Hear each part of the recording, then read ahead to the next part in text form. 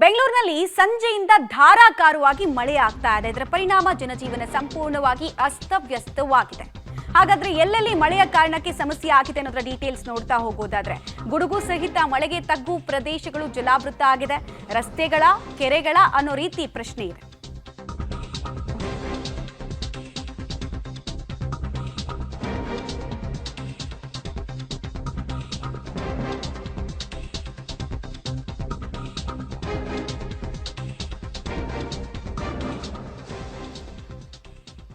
ಗುಡುಗು ಸಹಿತ ಮಳೆಗೆ ತಗ್ಗು ಪ್ರದೇಶಗಳು ಜಲಾವೃತವಾಗ್ತಾ ಇದೆ. ಕೆರೆಯಂತಾಗಿದೆ ರಸ್ತೆಗಳು. ವಾಹನ ಸವಾರರಂತೂ ಹೈರಾಣಾಗಿ ಹೋಗಿದ್ದಾರೆ.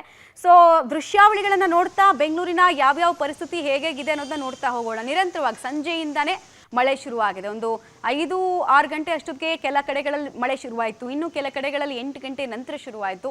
ಬಟ್ ಜನಜೀವನ ಎಂದಿನಂತೆ ಮಳೆಯ ಕಾರಣಕ್ಕೋಸ್ಕರ ಅಸ್ತವ್ಯಸ್ತವಾಗಿದೆ. ನೀರು ಸರಾಗವಾಗಿ ಹರಿದು ಹೋಗೋದಕ್ಕೆ ಜಾಗ ಇಲ್ಲದೆ ನೀರು ರೋಡ್ನಲ್ಲೇ ನಿಂತ ಪರಿಣಾಮ ಕೆರೆನ ಇದು ಅಥವಾ ರೋಡ ಅಂತ ಕೆಲವು ರಸ್ತೆಗಳು ಭಾಸವಾಗ್ತಾ ಇತ್ತು. ಇನ್ನೂ ಕೆಲ ರಸ್ತೆಗಳಲ್ಲಿ ಟ್ರಾಫಿಕ್ ಜಾಮ್ ಕೂಡ ಉಂಟಾಯಿತು ಅನ್ನೋದು ತಿಳಿದು ಬರ್ತಾ ಇದೆ. ಹಲವು ಅಡಿಗಳ ತನಕ ಕೆಲವು ಕಡೆ ನೀರು ನಿಂತಿದ್ದು ಕೂಡ ಗೊತ್ತಾಗ್ತಾ ಇದೆ. ಈಗಲೂ ಕೂಡ ಕೆಲ ಭಾಗದಲ್ಲಿ ಈ ಜಯನಗರ ಹಾಗೂ ಬೆಂಗಳೂರು ಸೌತ್ ಭಾಗದಲ್ಲಿ ಈಗಲೂ ಮಳೆ ಬರ್ತಾ ಇದೆ. ಸೊ ಇನ್ನೇನು ಸಮಸ್ಯೆ ಆಗುತ್ತೋ ಅನ್ನುವಂತಹ ಭಯ. ಒಂದು ಸಲ ಮಳೆ ಬಂದರೆ ಸಾಕು, ಈ ಮರಗಳ ಧಾರಾಶಾಹಿ ಆಗೋದು, ನೀರು ಅಂಡರ್ಪಾಸ್ನಲ್ಲೆಲ್ಲ ತುಂಬ ಹೋಗೋದು, ಅದೆಲ್ಲ ನಾವು ಕೇಳ್ಪಡ್ತಾ ಇರ್ತೀವಿ. ಸೊ ಈಗೇನು ಕತೆ ಅನ್ನುವಂತಹ ಆತಂಕ. ಬೆಂಗಳೂರಿನಲ್ಲಿ ಹವಾಮಾನ ಇಲಾಖೆ ಇನ್ನು 3-4 ದಿನಗಳ ಕಾಲ ಮಳೆ ಮುಂದುವರಿಬಹುದು ಅನ್ನುವಂತಹ ಮುನ್ಸೂಚನೆಯನ್ನು ಕೂಡ ಕೊಡ್ತಾ ಇತ್ತು. ಅದರಂತೆ ಸಂಜೆಯಿಂದ ಸಿಲಿಕಾನ್ ಸಿಟಿಯ ವಿವಿಧ ಏರಿಯಾಗಳಲ್ಲಿ ಮಳೆರಾಯ ತನ್ನ ಆರ್ಭಟವನ್ನು ಮುಂದುವರಿಸ್ತಾ ಇದ್ದಾನೆ.